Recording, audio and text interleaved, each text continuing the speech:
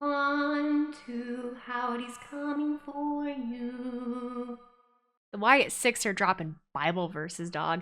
They dropped 2 different Bible verses on one of the glitches on Monday Night Raw. The one that I looked up is Ezekiel 28:17, and there's a couple different translations of it, but it makes perfect sense for what we have found are the Wyatt Sicks' entire purpose.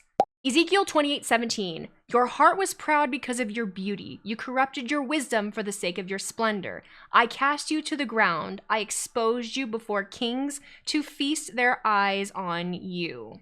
In layman's terms, this is a verse that is explaining someone that really, really likes themselves, someone that thinks very highly of themselves, someone that thinks that they deserve maybe more than what they've been given. If that doesn't describe The Miz currently, I don't really know what does. And it seems the Final Testament has been trying to find somebody to sink their claws in and believe that about themselves. They tried to do it with Xavier Woods, and Xavier really heard it, but it's like he had someone around him that was able to reel him back in currently in Kofi Kingston. The Miz has always been, for the most part, The Miz. He didn't really have anyone around him that he cared enough about to really keep him on the straight and narrow. The Miz thinks he's awesome. He thinks he deserves more, and so he betrayed R-Truth, the national treasure. We have become acquainted with the Wyatt Sicks' entire purpose, and that purpose is to have vengeance upon those who have wronged the weak. And not even necessarily the weak, but just have wronged people. We just saw it occur with Chad Gable and now American Made. Chad Gable turned his back on his family in Alpha Academy. He thought that he was better than them. He talked down to them, and the Wyatt Sicks pretty much showed him what was up. Now, did he learn his lesson?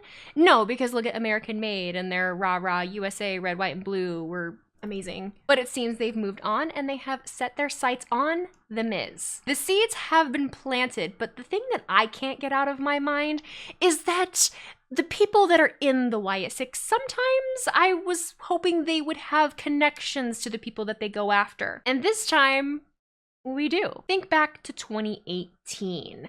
The Miz had a entourage, a Miz-tourage, if you will. And who was a part of that entourage, that Miz-tourage? One Bo Dallas and one Curtis Axel. Now, we obviously know that Uncle Howdy is Bo Dallas, and they have used Bo Dallas's name to describe Uncle Howdy on WWE television. Back in 2018, what happened was The Miz moved to SmackDown and he left the Miz-tourage behind. The Miz-tourage floundered without him. They revisited a couple old gimmicks, and then before you knew it, they were off TV. The Miz was out for himself. He didn't gun for Curtis and Bo to come with him to SmackDown. He let them stay behind. He gave them a false sense of family, that they were a part of his family, that he needed them, and then he left them behind. I really hope that that comes out in the Wyatt Sicks going after The Miz, and I'm curious what their involvement is going to be as far as going after the Final Testament as well. Will it just remain The Miz? Will it just remain the Final Testament? Will we get Kofi Kingston or Xavier Woods adding on to that as well? I don't really know. But what I do know is there's plenty other of options for the Wyatt Sicks to go after once they're done with The Miz, or even during. They can clean house. There has been a lot of shady shit that's gone down in the WWE on both SmackDown and Raw, and hell, even NXT. Keeping with the theme of members of the Wyatt Sicks that have been wronged by other people, I brought this up before, but Dexter Lumis was one that absolutely got a short end of the stick when it came to finding a false family. See, when Dexter was on NXT, he got in cahoots with Indy Hartwell. Indy Hartwell liked Dexter, and Dexter liked Indy, and Indy's friends in The Way, Candice LeRae, they really weren't about it. They were worried for Indy. They didn't really trust Dexter, and while he seemingly won them over in the end, when Dexter went away, they really didn't say anything about it. Nobody really showed concern for where Dexter was. They didn't say much about it when Dexter came back briefly to help Indy capture the NXT title. They didn't say much when he showed up in a black hoodie. There was no mention of him at all. There was no concern for him being gone. In an ideal world, what I think is justifiable is that Dexter maybe not show too much force against The Way in Austin Theory or any of them. If nothing else, I think he should show a little bit of anger towards Indy Hartwell and the rest of the members of the Way, DIY, whatever you want to classify them as. Express that anger that he was left behind and forgot about. I could go down an entire rabbit hole with other members of the Wyatt Sicks and who they could really kind of have issues with. Nikki Cross could absolutely have some kind of issue with Alexa Bliss, even though a lot of people believe Alexa Bliss is going to be joining the Wyatt Sicks. It's to be seen. As far as I'm concerned, Eric Rowan has every reason in the world to go after Drew McIntyre. But there's one large family, one large storyline that the Wyatt Sicks could have involvement in if it's done right. Solo Sikoa was entrusted by Roman Reigns after WrestleMania to take care of things in his absence, the pseudo-tribal chief. And what did Solo Sikoa do with that power? He abused it. Not only did he, without authorization, bring in new members to the Bloodline, not only did he pile drive, put Paul Heyman through an announce table with the new members of the Bloodline, but he disregarded his reverence for his OTC, for his tribal chief. And when the tribal chief returned, he showed no remorse. He wanted to keep that power. He's power hungry. So for that reason, I absolutely think that Solo Sikoa is an amicable target for the Wyatt Sicks, depending on where they decide to divert to. There's a lot of things that could happen between then and now. Why am I just saying Solo Sikoa in the new Bloodline? Why am I not bringing up Roman Reigns? Why am I not bringing up Jimmy Uso or any members of the original Bloodline? I'm gonna start by telling you about Seth Rollins. When you think of betrayal, you can't help but think of Seth Rollins. Seth Rollins was in the Shield with Dean Ambrose and with Roman Reigns, and they were on top of the world. They were one of the original New Era brotherhoods that were putting up justice. But Seth Rollins got selfish. He got power hungry. And so in order to go into business for himself, he hit Roman Reigns in the back with a chair and turned his back on the Shield. He got in cahoots with the Authority, and he really did get what he wanted. He won titles. He rose to the top, but he was lonely in doing so. I feel like Seth Rollins' story arc since then has been a repentant story, and I think that that is exactly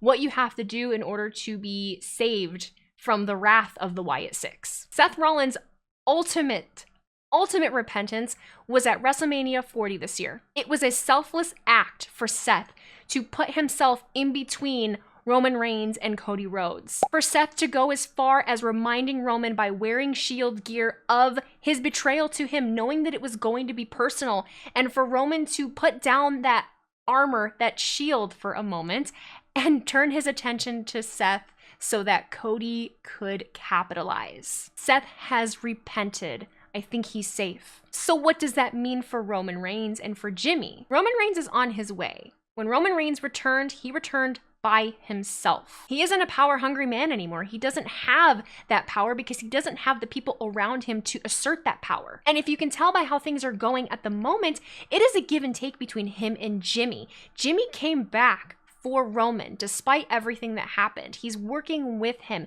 and it seems that Roman is actually listening to him and trying to work with him and not just bark orders at him. There is a change in Roman Reigns' demeanor and the way that he acts. He's not just barking orders, and I think that means he's well on his way to repentance. The one that I'm not sure about and that I can't figure out is The Rock, because we don't know where The Rock fits into all of this just yet. Is The Rock in cahoots with the new Bloodline? Is he calling the shots from behind the scenes? It's hard to know. Or will The Rock just show up and obliterate both of them and create his own team? It's even worse when it comes to the Bloodline story because they are family. They are blood family, a long line of Samoans. I want to know how deep the Wyatt Sicks are gonna go. I want to know how a dynamic between the Wyatt Sicks and the Bloodline would even occur. Because right now it's, I love the Wyatt Sicks, but they're a little bit, I don't want to say kooky. They're not necessarily supernatural, but how would that dynamic go? I think it's nice that we have more of a slow burn with them and we're not just throwing them at everybody at one time. I think it makes sense to not have them appear on every weekly show because they have a purpose. They're not just there to have matches and win titles. They are there to seek vengeance. And you gotta have the weekly episodes without the Wyatt Sicks so that the people that are doing the wrongdoing can either sink or swim, so the Wyatt Sicks can show up and seek their vengeance. There are a lot more scenarios of betrayal that the Wyatt Sicks could butt into when it comes to damage control, but with Dakota Kai being away at the moment, I think that's the main target for the Wyatt Sicks to go after because she really initiated the betrayal in the first place. And we did see the symbol in the background of one of her segments before she went away. But another interesting angle would possibly be the Judgment Day. As of right now, Damian and Rhea Ripley are no longer part of the Judgment Day, and that's because they had members of the Judgment Day, people that they thought were their family, plot against and turn against them. Now, you can say whatever you want, but I don't believe that Damian Priest or Rhea Ripley had ill intentions with achieving their own goals within the Judgment Day. If nothing else, I think they thought that their family was going to have their back. But actually what ended up happening was more jealousy, at least on Damian Priest's end. Finn Balor was so jealous of Damian Priest that he turned on him the way that he did.